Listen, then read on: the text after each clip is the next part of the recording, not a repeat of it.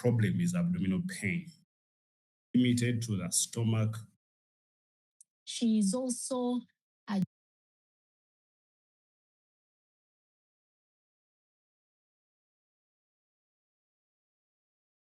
amazing discussion and dialogue this evening. We have on a panel experts in the field. With us is Dr. Kagwa Sol.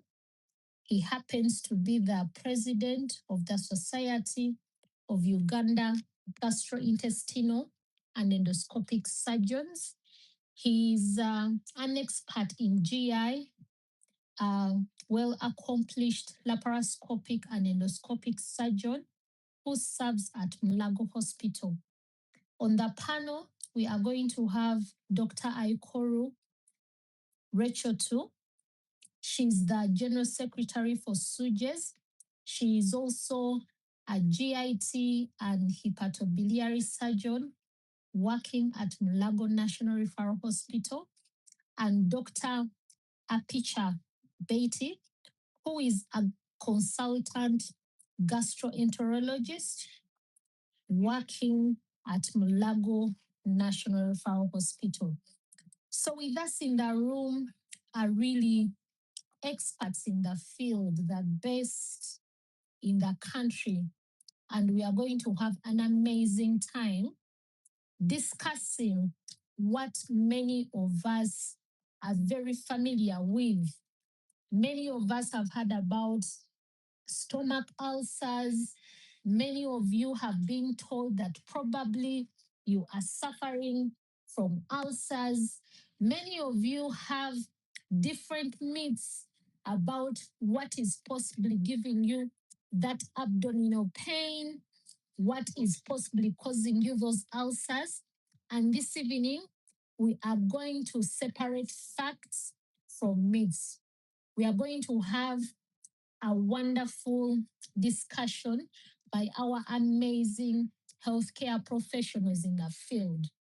Feel free to ask questions during the session. However, I want to put a disclaimer that the information that is shared in today is for education purposes and it doesn't replace a consultation with your healthcare provider. It doesn't replace investigations. It doesn't replace you actually seeking medical help.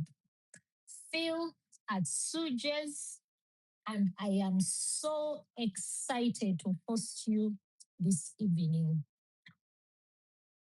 On the forum, I already see Dr. Kagwa. He has already joined us. We are waiting on Dr. Apicha and Dr. Aikoru, and then our discussion shall begin. However, keep those messages coming in so that our panelists can answer them. Thank you so much.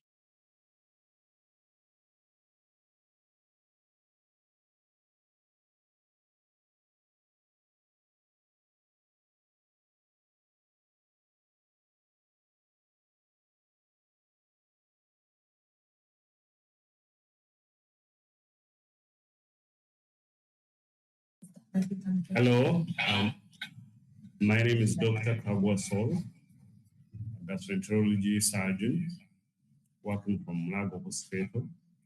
I'm happy to be here and to share and together learn the matters related to stomach ulcers. Thank you very much. Thank you, Dr. Kagwa. I'm wondering, how is Dr. Good evening, Catherine. The call? Good evening, Catherine. Yes. Dr. Aikoru and Dr. Apicha are both in the room. We're using the SUGES handle. Awesome, awesome. Now that our panelists are all with us, this first question goes to the president of SUGES, because he's anyway the president. Dr. Kagwa, what is exactly this stomach ulcer thing. Many people have heard about it. They talk about it loosely. So could you explain to us in a layman's language what a stomach ulcer is? Thank you. Okay, thank you very much for the question. Stomach ulcers literally means sores on the lining, the inner lining of the stomach. Some people call them wounds, which is correct, but basically means they are sores on the inner lining of the stomach. That's what stomach ulcers is. It's limited to the stomach and the duodenum, because many times you'll hear people tell you that if you have blood in stool, that's ulcers. If you have constipation, that's ulcers. Really, those are not related to stomach ulcers. Thank you. Does that answer? Yes. And we are interested in knowing, Dr. Aikoro, you could tell us what causes these sores on the inside of our stomachs and our duodenum. Thank you very much. The main causes are Helicobacter pylori, the current ulcers that goes around. Everyone is saying I have ulcer when they have H. pylori, but also use of NSAID, other factors, some drugs also can give you ulcers apart from NSAIDs. NSAIDs remain things like aspirin for one reason or another. Some people have to be on it. Ibuprofen, and what else? The diclofenac, those are the NSAIDs. Indomethacin. And then stress can come in many forms: mental stress, physical stress, people who have been sick for so long, people who are fasting for so long because your stomach is deprived of food, so that will give you, that is stress to the body at that point. Yeah, anything that is strenuous to your body that deprives your stomach lining of its mucus, of the mucus that gives you the first protection, will actually will be a cause of ulcers. Dr. Picha, have I left out anything? Yeah, I think that's really it. But I wanted to add that she mentioned Helicobacter pylori. We'll just refer to it as H. pylori.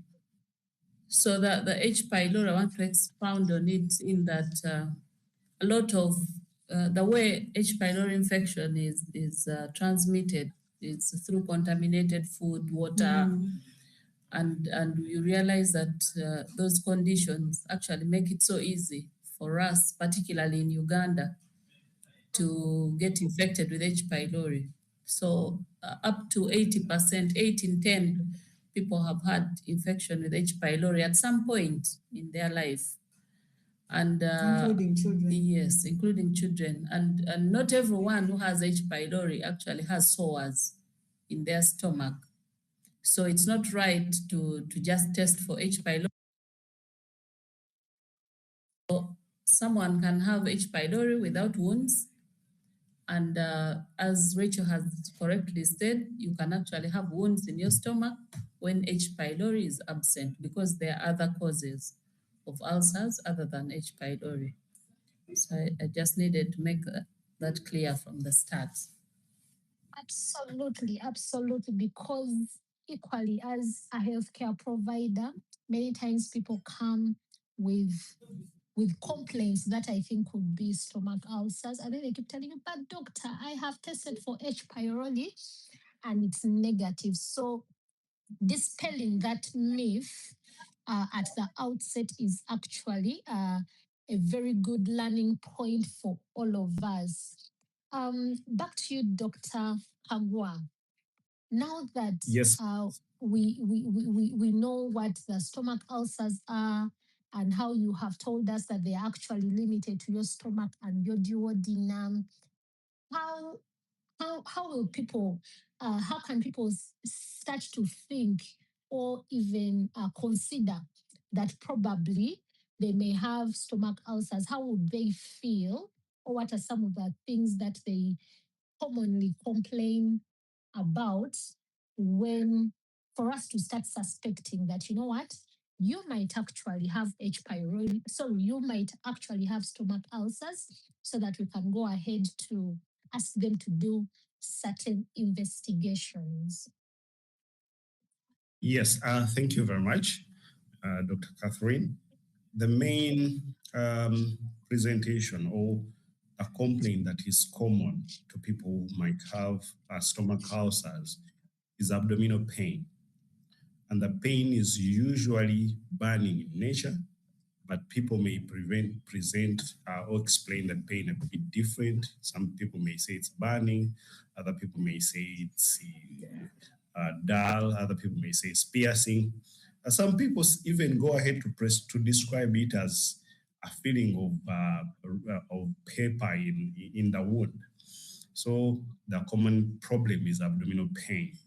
And to many people, the abdominal pain is worsened by hunger, worsened by taking citrus fruits like oranges, pineapples, some people even eating spicy foods. However, there are people who present with the bloating, a feeling of fullness of the stomach, and passing a lot of gas, which we call flatulence. And some people will describe it as indigestion.